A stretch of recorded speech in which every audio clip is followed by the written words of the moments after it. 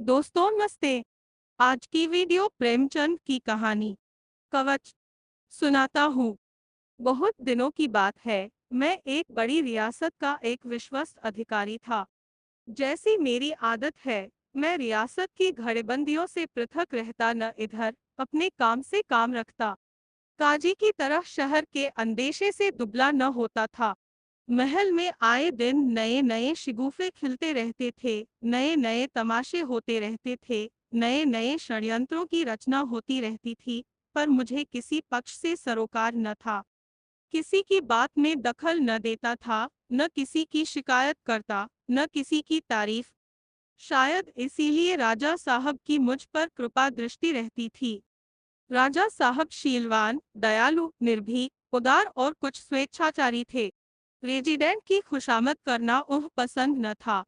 जिन समाचार पत्रों से दूसरी रियासतें भयभीत रहती थीं और अपने इलाके में उन्हें आने न देती थीं, वे सब हमारी रियासत में बेरोक टोक आते थे। एक दो बार रेजिडेंट ने इस बारे में कुछ इशारा भी किया था, लेकिन राजा साहब ने इसकी बिल्कुल परवाह न की। अपने आंतरिक शासन में वह किसी प्रकार का हस्तक्षेप न चाहते थे, इसीलिए रेजिडेंट भी उनसे मन ही मन द्वेष करता था। लेकिन इसका यह आशय नहीं है कि राजा साहब प्रजावत्सल, दूरदर्शी, नीति कुशल या मितव्ययी शासक थे। यह बात न थी। वे बड़े ही विलासप्रिय, रसिक और दुर्व्यसनी थे। उनका अधिकांश समय विषय वासना की ही भेंट होता था। रनवास में दर्जनों रानियां थी, फिर भी आए दिन नई नई चिड़िया आती रहती थी। इस मद में लेशमात्र भी किफायत या कंजूसी न की जाती थी। सौंदर्य की उपासना उनका गौण स्वभाव सा हो गया था। इसके लिए वह दीन और ईमान तक की हत्या करने को तैयार रहते थे। वे स्वच्छंद करना चाहते थे, और चूंकि सरकार उन्हें बंधनों में डालना चाहती थी, वे उन्हें चिढ़ाने के लिए ऐसे मामले में असाधारण अनुराग और उत्साह दिखाते थे, जिनमें उन्हें प्रजा की सहायता और सहानुभूति का पूरा विश्वास होता था। इसलिए प्रजा उनके दुर्गुणों को भी सद्गुण समझती थी, और अखबार वाले भी सदैव उनकी निर्भीकता और प्रजाप्रम के राग अलापते रहते थे। इधर कुछ दिनों से एक पंजाबी औरत रनवास में दाखिल हुई थी। उसके विषय में तरह तरह की अफवाहें फैली हुई थीं। कोई कहता था मामूली बेश्या है, कोई एक्ट्रेस बतलाता था कोई भले घर की लड़की। न वह बहुत रूपवती थी, न बहुत तरदार, फिर भी राजा साहब उस पर दिलोजान से फिदा थे। राजकाज में उन्हें यूं ही बहुत प्रेम न था, मगर अब तो वे उसी के हाथों बिक गए थे। वही उनके रोम रोम में व्याप्त हो गई थी। उसके लिए एक नया राज प्रसाद बन रहा था। नित नए नए उपहार आते रहते थे। भवन की सजावट के लिए यूरोप से नई नई सामग्रियां मंगवाई थी। उसे गाना और नाचना सिखाने के लिए इटली, फ्रांस और जर्मनी के उस्ताद बुलाए गए थे। सारी रियासत में उसी का डंका बजता था। लोगों को आश्चर्य होता था कि इस रमणी में ऐसा कौन सा गुण है, जिसने राजा साहब को इतना आसक्त और आकर्षित कर रखा है। एक दिन रात को मैं भोजन करके लेटा ही था कि राजा साहब हने याद फरमाया। मन में एक प्रकार का संशय हुआ कि इस समय खिलाफ मामूल क्यों मेरी तलबी हुई। मैं राजा साहब के अंतरंग मंत्रियों में से न था, इसलिए भय हुआ कि कहीं कोई विपत्ति तो नहीं आने वाली है। रियासतों में ऐसी दुर्घटनाएं अक्सर होती रहती है। जिसे प्रात काल राजा साहब की बगल में बैठे हुए देखिए, उसे संध्या समय अपनी जान लेकर रियासत के 12 भागते हुए भी देखने में आया है। मुझे संदेह हुआ, किसी ने मेरी शिकायत तो नहीं कर दी। रियासतों में निष्पक्ष रहना भी खतरनाक है। ऐसे आदमी का अगर कोई शत्रु नहीं होता तो कोई मित्र भी नहीं होता। मैंने तुरंत कपड़े पहने और मन में तरह तरह की दुष्कल्पनाएं करता हुआ राजा साहब की सेवा में उपस्थित हुआ। लेकिन पहली ही निगाह में मेरे सारे संशय मिट गए। राजा साहब के चेहरे पर क्रोध की जगह विषाद और नैराश्य का गहरा रंग झलक रहा था। आंखों में एक विचित्र याचना झलक रही थी। मुझे देखते ही उन्होंने कुर्सी पर बैठने का इशारा किया और बोले, क्यों जी सरदार साहब, तुमने कभी प्रेम किया है? किसी से प्रेम में अपने आप को खो बैठे हो। मैं समझ गया कि इस वक्त अदब और लिहाज की जरूरत नहीं। राजा साहब किसी व्यक्तिगत विषय में मुझसे सलाह करना चाहते हैं। निसंकोच होकर बोला दीनबंधु, मैं तो कभी इस जाल में नहीं फंसा। राजा साहब ने मेरी तरफ खासदान बढ़ाकर कहा, तुम बड़े भाग्यवान हो। अच्छा हुआ कि तुम इस जाल में नहीं फंसे। यह आंखों को लुभाने वाला सुनहरा जाल है, यह मीठा किंतु घातक विष है। यह वह मधुर संगीत है जो कानों को तो भला मालूम होता है, पर हृदय को चूर चूर कर देता है। यह वह मायामृग है जिसके पीछे आदमी अपने प्राण ही नहीं, अपनी इल्लत तक खो बैठता है। उन्होंने गिलास में शराब उंडेली और एक चुस्की लेकर बोले, जानते हो मैंने इस सरफराज के लिए कैसी कैसी परेशानियां उठाई। मैं उसके भौहों के एक इशारे पर अपना यह सिर उसके पैरों पर रख सकता था, यह सारी रियासत उसके चरणों पर अर्पित कर सकता था। इन्हीं हाथों से मैंने उसका पलंग बिछाया है, उसे हुक्का भर भर कर पिलाया है, उसके कमरे में झाड़ू लगाई है। वह पलंग से उतरती थी तो मैं उसकी जूती सीधी करता था। इस खिदमत गुजारी में मुझे कितना आनंद प्राप्त होता था, तुमसे बयान नहीं कर सकता। मैं उसके सामने जाकर उसके इशारों का गुलाम हो जाता था। प्रभुता और रियासत का गरूर मेरे दिल से लुप्त हो जाता था। उसकी सेवा शुश्रूषा में मुझे तीनों लोक का राज मिल जाता था, पर इस जालिम ने हमेशा मेरी उपेक्षा की। शायद वह मुझे अपने योग्य ही नहीं समझती थी। मुझे यह अभिलाषा ही रह गई है कि वह एक बार अपनी उन मस्तानी रसीली आंखों से, एक बार उन इगुर भरे हुए होठों से मेरी तरफ मुस्कुराती। मैंने समझा था शायद वह उपासना की ही वस्तु है, शायद उसे इन रहस्यों का ज्ञान नहीं। हाँ, मैंने समझा था शायद अभी अल्हड़पन उसके प्रेमोद्गारों पर मुहर लगाए हुए हैं। मैं इस आशा से अपने व्यथित हृदय को तस्कीन देता था कि कभी तो मेरी अभिलाषाएं पूरी होंगी, कभी तो उसकी सोई हुई कल्पना जागेगी। राजा साहब एकाएक चुप हो गए।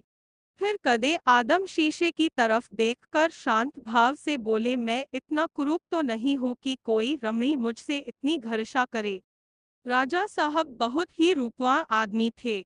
ऊंचा कद था, भरा हुआ बदन, सेब का सा रंग, चेहरे से तेज झलकता था।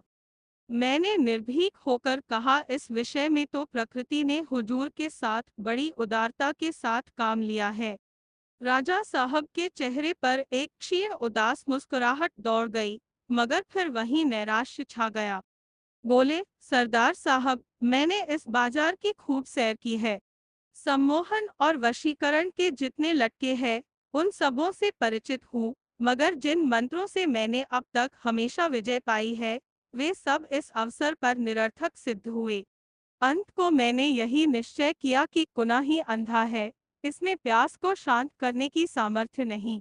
मगर शौक, कल मुझ पर इस निष्ठुरता और उपेक्षा का रहस्य खुला गया। आह, काश यह रहस्य कुछ दिन और मुझसे छिपा रहता, कुछ दिन और मैं इसी भ्रम, इसी अज्ञान अवस्था में पड़ा रहता। राजा साहब का उदास चेहरा एकाएक कठोर हो गया, उन शीतल नेत्रों में ज्वाला सी चमक उठी। बोले, देखिए, ये वह पत्र है जो कल गुप्त रूप से मेरे हाथ लगे हैं। मैं इस वक्त इस बात की जांच पड़ताल करना व्यर्थ समझता हूँ कि ये पत्र मेरे पास किसने भेजे, उसे ये कहाँ मिले। अवश्य ही ये की अहित कामना के इरादे से भेजे गए होंगे। मुझे तो केवल यह निश्चय करना है कि ये पत्र असली है या नकली। मुझे तो उनके असली होने में अणुमात्र भी संदेह नहीं है। मैंने सरफराज की लिखावट देखी है, उसकी बातचीत के अंदाज से अनभिज्ञ नहीं हूँ। उसकी जवान पर जो वाक्य चढ़े हुए हैं, उन्हें खूब जानता हूँ। इन पत्रों में वही लिखावट है, कितनी भीषण परिस्थिति है। इधर मैं तो एक मधुर मुस्कान, एक मीठी अदा के लिए तरसता हूँ, उधर प्रेमियों के नाम प्रेम पत्र लिखे जाते हैं, वियोग वेदना का वर्णन किया जाता है। मैंने इन पत्रों को पढ़ा है, पत्थर सा दिल करके पढ़ा है, खून का घूंट पी पी कर पढ़ा है, और अपनी बोटियों को नोच नोच कर पढ़ा है। आंखों से रक्त की बूंदें निकल निकल आई है। यह दगा, यह त्रिया चरित्र, मेरे महल में रहकर, मेरी कामनाओं को पैरों से कुचलकर, मेरी आशाओं को ठुकराकर ये क्रीडाएं होती हैं। मेरे लिए खारे पानी की एक बूंद भी नहीं, दूसरे पर सुधा जल की वर्षा हो रही है। मेरे लिए एक चुटकी भर आटा नहीं, दूसरे के लिए शतरस पदार्थ परसे जा रहे हैं। तुम अनुमान नहीं कर सकते कि इन पत्रों की पढ़कर मेरी क्या दशा हुई। पहला उद्वेग जो मेरे हृदय में उठा, वह यह था कि इसी वक्त तलवार लेकर जाओ और उस बेदर्द के सामने यह कटार अपनी छाती में भोंक लूं। उसी के आंखों के सामने एड़ियां रगड़ रगड़ मर जाओ। शायद मेरे बाद मेरे प्रेम की कद्र करे, शायद मेरे खून के गर्म छींटे उसके वज्र कठोर हृदय को द्रवित कर दें। लेकिन अंतस्तल के न मालूम किस प्रदेश से आवाज आई, यह सरासर नादानी है, तुम मर जाओगे और यह छलनी तुम्हारे प्रेमोफारों से दामन भरे। दिल में तुम्हारी मूर्खता पर हंसती हुई दूसरे ही दिन अपने प्रियतम के पास चली जाएगी। दोनों तुम्हारी दौलत के मजे उड़ाएंगे और तुम्हारी वंचित दलित आत्मा को तड़पाएंगे। सरदार साहब, विश्वास मानिए, यह आवाज मुझे अपने ही हृदय के किसी स्थल से सुनाई दी। मैंने उसी वक्त तलवार निकालकर कमर से रख दी। आत्महत्या का विचार जाता रहा और एक ही क्षण में बदले का प्रबल उद्वेग हृदय में चमक उठा। देह का एक एक परमाणु एक आंतरिक ज्वाला से उत्तप्त हो उठा। एक एक रोए से आग सी निकलने लगी। इसी वक्त जाकर उसकी कपट लीला का अंत कर दूं। जिन आंखों की निगाह के लिए अपने प्राण तक निछावर करता था, उन्हें सदैव के लिए ज्योतिहीन कर दूं। उन विषाक्त अधरों को सदैव के लिए स्वरहीन कर दूं। जिस हृदय में इतनी निष्ठुरता, इतनी कठोरता और इतना कपट भरा हुआ हो, उसे चीरकर पैरों से कुचल डालूं। खून सा सिर पर सवार हो गया। सरफराज की सारी महत्ता, सारा माधुर्य, सारा भाव विलास दूषित मालूम होने लगा। उस वक्त अगर मुझ मालूम हो जाता कि सरफराज की किसी ने हत्या कर डाली है, तो शायद मैं उस हत्यारे के पैरों का चुम्बन करता। अगर सुनता कि वह मरणासन्न है, तो उसके दम तोड़ने का तमाशा करता। खून का दृढ़ संकल्प करके मैंने दुहरी तलवारें कमर में लगाई और उसके शयनागार में दाखिल हुआ। जिस द्वार पर जाते ही आशा और भय का संग्राम होने लगता था, वहां पहुंचकर इस वक्त मुझे वह आनंद हुआ जो शिकारी को शिकार करने में होता है। सरदार साहब, उन भावनाओं और उद्गारों का जिक्र न करूंगा जो उस समय मेरे हृदय को आंदोलित करने लगे। अगर वाणी में इतनी सामर्थ्य हो ही आई, तो मन को इस चर्चा से उद्विग्न नहीं करना चाहता। मैंने दबे पावक कमरे में कदम रखा। सरफराज विलासमय निद्रा में मग्न थी, मगर उसे देखकर मेरे हृदय में एक विचित्र करुणा उत्पन्न हुई। जी हाँ, वह क्रोध और उत्ताप न जाने कहाँ गायब हो गया। उसका क्या अपराध है? यह प्रश्न आकस्मिक रूप से मेरे हृदय में पैदा हुआ। उसका क्या अपराध है? अगर उसका वही अपराध है जो इस समय मैं कर रहा हूँ, तो मुझे उससे बदला लेने का क्या अधिकार है? अगर वह अपने प्रियतम के लिए उतनी ही विकल, उतनी ही अधीर, उतनी ही आतुर है जितना मैं हूँ, तो उसका क्या दोष है? जिस तरह मैं अपने दिल से मजबूर हूँ, क्या वह भी अपने दिल से मजबूर रत्नों से मेरे प्रेम को बिसाहना चाहे, तो क्या मैं उसके प्रेम में अनुरक्त हो जाऊंगा? शायद नहीं। मैं मौका पाते ही भाग निकलूंगा। यह मेरा अन्याय है। अगर मुझ में वह गुण होते, तो उसके अज्ञात प्रियतम में है, तो उसकी तबीयत क्यों मेरी ओर आकर्षित न होती? मुझ में वे बातें नहीं है कि मैं उसका जीवन सर्वस्व बन सकूं। अगर मुझे कोई कड़वी चीज अच्छी नहीं लगती, तो मैं स्वभावत हलवाई की दुकान की तरफ जाऊंगा जो मिठाइयाँ बेचता है। संभव है धीरे धीरे मेरी रुचि बदल जाए और मैं कड़वी चीजें पसंद करने लगूं। लेकिन बलात् तलवार की नोक पर कोई कड़वी चीज मेरे मुंह में नहीं डाल सकता। इन विचारों ने मुझे पराजित कर दिया। वह सूरत जो एक क्षण पहले मुझे काटे खाती थी, उसमें पहले से शतगुना आकर्षण था। अब तक मैंने उसको निद्रा मग्न न देखा था। निद्रावस्था में उसका रूप और भी निष्कलंक और अनिंद्य मालूम हुआ। जागृति में निगाह कभी आंखों के दर्शन करती, कभी अधरों के, कभी कपोलों के। इस नींद में उसका रूप अपनी संपूर्ण कलाओं से चमक रहा था। रूप छटा था कि दीपक जल रहा था। राजा साहब ने फिर प्याला मुंह से लगाया और बोले, सरदार साहब, मेरा जोश ठंडा हो गया। जिससे प्रेम हो गया, उससे द्वेष नहीं हो सकता, चाहे वह हमारे साथ कितना ही अन्याय क्यों न करे। जहाँ प्रेमिका प्रेमी के हाथों कत्ल हो, वहाँ समझ लीजिए कि प्रेम न था, केवल विषय लालसा थी। मैं वहां से चला आया, लेकिन चित्त किसी तरह शांत नहीं होता। तब से अब तक मैंने क्रोध को जीतने की भरसक कोशिश की, मगर असफल रहा। जब तक वह शैतान जिंदा है, मेरे पहलू में एक कांटा खटकता रहेगा, मेरी छाती पर सांप लौटता रहेगा। वही काला नाम फन उठाए हुए उस रत्न राशि पर बैठा हुआ है। वही मेरे और सरफराज के बीच में लोहे की दीवार बना हुआ है। वही इस दूध की मक्खी है। उस सांप का सिर कुचलना होगा, जब तक मैं अपनी आंखों से उसकी धज्जियां बिखरते न देखूंगा। मेरी आत्मा को संतोष न होगा। परिणाम की कोई चिंता नहीं, कुछ भी हो, मगर उस नर पिशाच को जहन्नुम दाखिल करके दम लूंगी। यह कहकर राजा साहब ने मेरी ओर पूर्ण पूर्ण नेत्रों से देखकर कहा, बतलाइए, आप मेरी क्या मदद कर सकते हैं। मैंने विस्मय से कहा, मैं। राजा साहब ने मेरा उत्साह बढ़ाते हुए कहा, हाँ, आप जानते हैं, मैंने इतने आदमियों को छोड़कर आपको क्यों अपना विश्वास पात्र बनिया, और क्यों आपसे यह भिक्षा मांगी। यहाँ ऐसे आदमियों की कमी नहीं है, जो मेरा इशारा पाते ही उस दुष्ट के टुकड़े उड़ा देंगे, सरे बाजार उसके रक्त से भूमि को रंग देंगे। जी हाँ, एक इशारे से उसकी हड्डियों का बुरादा बना सकता हूँ, उसके नहों में कीलें ठुकवा सकता हूँ। मगर मैंने सबको छोड़कर आपको छांटा, जानते हो क्यों? इसलिए कि मुझे तुम्हारे ऊपर विश्वास है, वह विश्वास जो मुझे अपने निकटतम आदमियों पर भी नहीं। मैं जानता हूँ कि तुम्हारे हृदय में यह भेद उतना ही गुप्त रहेगा, जितना मेरे। मुझे विश्वास है कि प्रलोभन अपनी चरम शक्ति का उपयोग करके भी तुम्हें नहीं डिगा सकता। पाशविक अत्याचार भी तुम्हारे अधरों को नहीं खोल सकते। तुम बेवफाई न करोगे, दगा न करोगे, इस अवसर से अनुचित लाभ न उठाओगे। जाते हो, इसका पुरस्कार क्या होगा, इसके विषय में तुम कुछ भी शंका न करो।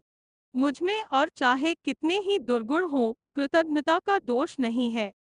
बड़े से बड़ा पुरस्कार जो मेरे अधिकार में है, वह तुम्हें दिया जाएगा। मनसब, जागीर, धन, सम्मान सब तुम्हारी इच्छानुसार दिए जाएंगे। इसका संपूर्ण अधिकार तुमको दिया जाएगा, कोई दखल न देगा। तुम्हारी महत्वाकांक्षा को उच्चतम शिखर तक उड़ने की आजादी होगी। तुम खुद फरमान लिखोगे और मैं उस पर आंखें बंद करके दस्तखत करूंगा। बोलो, कब जाना चाहते हो? उसका नाम और पता इस कागज पर लिखा हुआ है। इसे अपने हृदय पर अंकित कर लो और कागज फाड़ डालो। तुम खुद समझ सकते हो कि मैंने कितना बड़ा भार तुम्हारे ऊपर रखा है। मेरी आबरू, मेरी जान तुम्हारी मुट्ठी में है। मुझे विश्वास है कि तुम इस काम को सुचारू रूप से पूरा करोगे। जिन्हें अपना सहयोगी बनाओगे, वे भरोसे के आदमी होंगे। तुम्हें अधिकतम बुद्धिमत्ता, दूरदर्शिता और धैर्य से काम लेना पड़ेगा। एक असंयत शब्द, एक क्षण का विलंब, जरा सी लापरवाही मेरे और तुम्हारे दोनों के लिए प्राणघातक होगी। दुश्मन घात में बैठा हुआ है, कर तो डर, न कर तो डर का मामला है। यूं ही गद्दी से उतारने के मंसूबे सोचे जा रहे हैं। इस रहस्य के खुल जाने पर क्या दुर्गति होगी, इसका अनुमान तुम आप कर सकते हो। मैं बर्मा में नजरबंद कर दिया जाऊंगा, रियासत गैरों के हाथ में चली जाएगी और मेरा जीवन नष्ट हो जाएगा। मैं चाहता हूँ कि आज ही चले जाओ। यह इंपीरियल बैंक का चेक बुक है। मैंने चेकों पर दस्तखत कर दिए हैं। जब जितने रुपयों की जरूरत हो, ले लेना। मेरा दिमाग सातवें आसमान पर जा पहुंचा। अब मुझे मालूम हुआ कि प्रलोभन में ईमान को बिगाड़ने की कितनी शक्ति होती है। मुझे जैसे कोई नशा हो गया। मैंने एक किताब में पढ़ा था कि अपने भाग्य निर्माण का अवसर हर एक आदमी को मिलता है और एक ही बार। जो इस अवसर को दोनों हाथों से पकड़ लेता है, वह मर्द है। जो आगा पीछा में पड़कर उसे छोड़ देता है, वह कायर होता है। एक को धन, यश, गौरव नसीब होता है और दूसरा खेद, लज्जा और दुर्दशा में रो रोकर जिंदगी के दिन काटता है। फैसला करने के लिए केवल एक क्षण का समय मिलता है। वह समय कितना बहुमूल्य होता है। मेरे जीवन में यह वही अवसर था। मैंने उसे दोनों हाथों से पकड़ने का निश्चय कर लिया। सौभाग्य अपनी सर्वोत्तम सिद्धियों का थाल लिए मेरे सामने हाजिर है। वह सारी विभूतियों जिनके लिए आदमी जीता मरता है, मेरा स्वागत करने के लिए खड़ी है। अगर इस समय मैं उनकी उपेक्षा करूं, तो मुझ जैसा अभागा आदमी संसार में न होगा। माना कि बड़े जोखिम का काम है, लेकिन पुरस्कार तो देखो। दरिया में गोता लगाने ही से तो मोती मिलता है। तख्त पर बैठे हुए कायरों के लिए कोड़ियों और घोंघों के सिवा और क्या है। माना कि बेगुनाह के खून से हाथ रंगना पड़ेगा, क्या मुजायका। बलिदान से ही वरदान मिलता है। संसार समर भूमि है।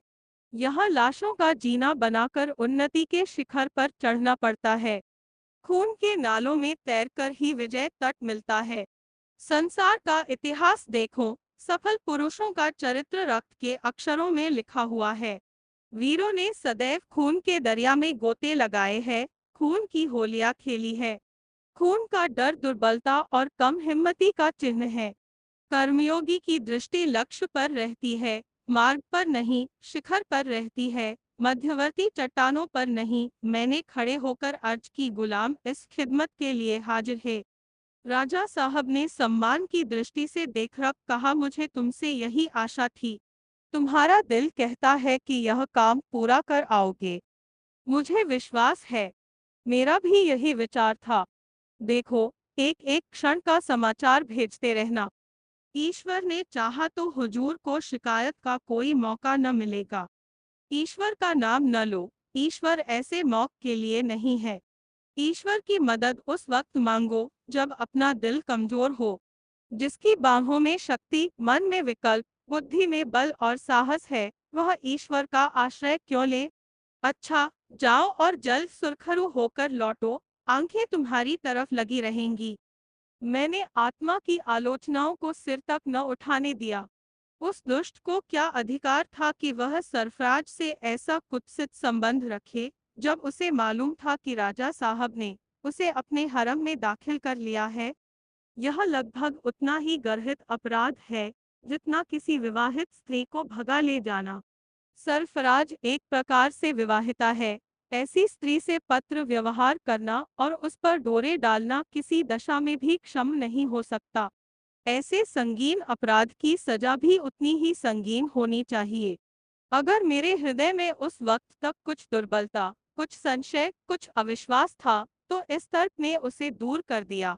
सत्य का विश्वास सत्साहस का मंत्र है। अब वह खून मेरी नजरों में पापमय हत्या नहीं, जायज खून था और उससे मुंह मोड़ना लज्जाजनक कायरता। गाड़ी के जाने में अभी 2 घंटे की देर थी।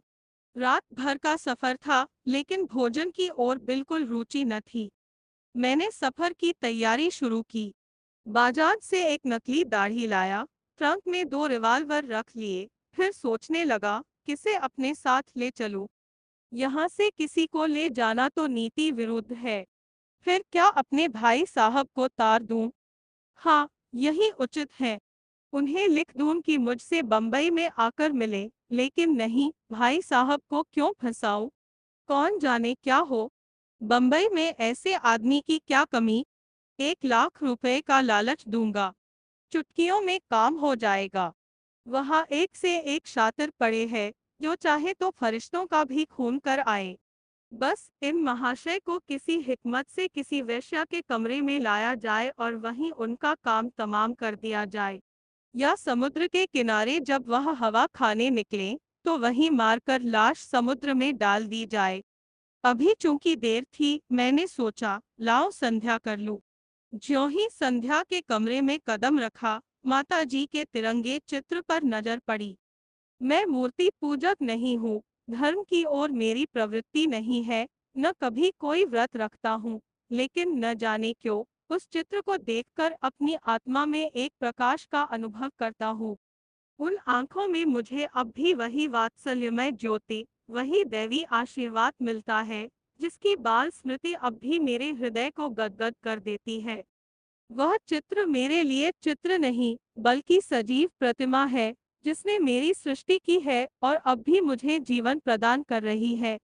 उस चित्र को देखकर मैं यकायक चौंक पड़ा, जैसे कोई आदमी उस वक्त चोर के कंधे पर हाथ रख उदे जब वह सेंध मार रहा हो। इस चित्र को रोज ही देखा करता था, दिन में कई बार उस पर निगाह पड़ती थी, पर आज मेरे मन की जो दशा हुई, वह कभी न हुई थी। कितनी लज्जा और कितना क्रोध! मानो वह कह रही थी, मुझे तुझसे ऐसी आशा न थी। मैं उस तरफ ताक न सका, फौरन आंखें झुका ली। उन आंखों के सामने खड़े होने की हिम्मत मुझे न हुई। वह तस्वीर की आंखें न थी, सजीव, तीव्र और ज्वालामय, हृदय में बैठने वाली, नोकदार भाले की तरह हृदय में चुभने वाली आंखें थी। मुझे ऐसा मालूम हुआ, गिर पड़ूंगा। मैं वहीं फर्श पर बैठ गया। मेरा सिर आप ही आप झुक गया। बिल्कुल अज्ञात रूप से, मानो किसी दैवी प्रेरणा से मेरे संकल्प में एक में क्रांति सी हो गई। उस सत्य के पुतले, उस प्रकाश की प्रतिमा ने मेरी आत्मा को सजग कर दिया। मन में क्या क्या भाव उत्पन्न हुए, क्या क्या विचार उठे, इसकी मुझे खबर नहीं। मैं इतना ही जानता हूँ कि मैं एक सम्मोहित दशा में घर से निकला, मोटर तैयार कराई और 10 बजे राजा साहब की सेवा में जा पहुंचा। मेरे लिए उन्होंने विशेष रूप से ताकीद कर दी थी, जिस वक्त चाहूँ उनसे मिल सकूं। कोई अड़चन न पड़ी। मैं जाकर नम्र भाव से बोला, हुजूर, कुछ अर्ज करना चाहता हूँ। राजा साहब अपने विचार में इस समस्या को सुलझाकर इस वक्त इत्मीनान की सांस ले रहे थे। मुझे देखकर उन्हें किसी नई उलझन का संदेह हुआ। क्योरियों पर बल पड़ गए, मगर एक ही क्षण में नीति ने विजय पाई। मुस्कुराकर बोले, हाँ हाँ, कहिए, कोई खास बात? मैंने निर्भीक होकर कहा, मुझे क्षमा कीजिए, मुझसे यह काम न होगा। राजा साहब का चेहरा पीला पड़ गया, मेरी ओर विस्मत से देखकर बोले, इसका मतलब? मैं यह काम न कर सकूंगा। क्यों? मुझमें वह सामर्थ्य नहीं है। राजा साहब ने व्यंग्यपूर्ण नेत्रों से देखकर कहा, शायद आत्मा जागृत हो गई। क्यों?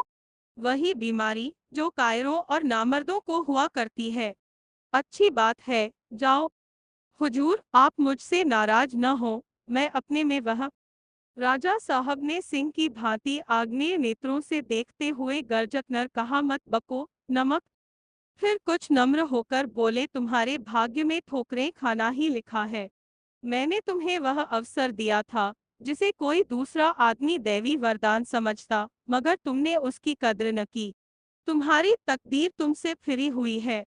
हमेशा गुलामी करोगे और धक्के खाओगे। तुम जैसे आदमियों के लिए गेरुए बाने हैं और कमंडल तथा पहाड़ की गुफा। इस धर्म और अधर्म की समस्या पर विचार करने के लिए उसी वैराग्य की जरूरत है। संसार मर्दों के लिए है। मैं पछता रहा था कि मैंने पहले ही क्यों न इनकार कर दिया। राजा साहब ने एक क्षण के बाद फिर कहा, अब भी मौका है, फिर सोचूं। मैंने उसी निशब्द तत्परता के साथ कहा, हुजूर, मैंने खूब सोचा लिया है। राजा साहब हाथ दांतों से काटकर बोले, बेहतर है, जाओ और आज ही रात को मेरे राज्य की सीमा के बाहर निकल जाओ। शायद कल तुम्हें इसका अवसर न मिले। मैं न मालूम क्या समझकर तुम्हारी जान बख्शी कर रहा हूँ। न जाने कौन मेरे हृदय में बैठा हुआ तुम्हारी रक्षा कर रहा है। मैं इस वक्त अपने आप में नहीं हूँ, लेकिन मुझे तुम्हारी शराफत पर भरोसा है। मुझे अब भी विश्वास है कि है इस मामले क्या तुम दीवार के सामने भी जबान पर न लाओगे। मैं चुपके से निकल आया और रातों रात राज्य के बाहर पहुंच गया। मैंने उस चित्र के सिवा और कोई चीज अपने साथ न ली। इधर सूर्य ने पूर्व की सीमा में पदार्पण किया, उधर मैं रियासत की सीमा से निकलकर अंग्रेजी इलाके में जा पहुंचा।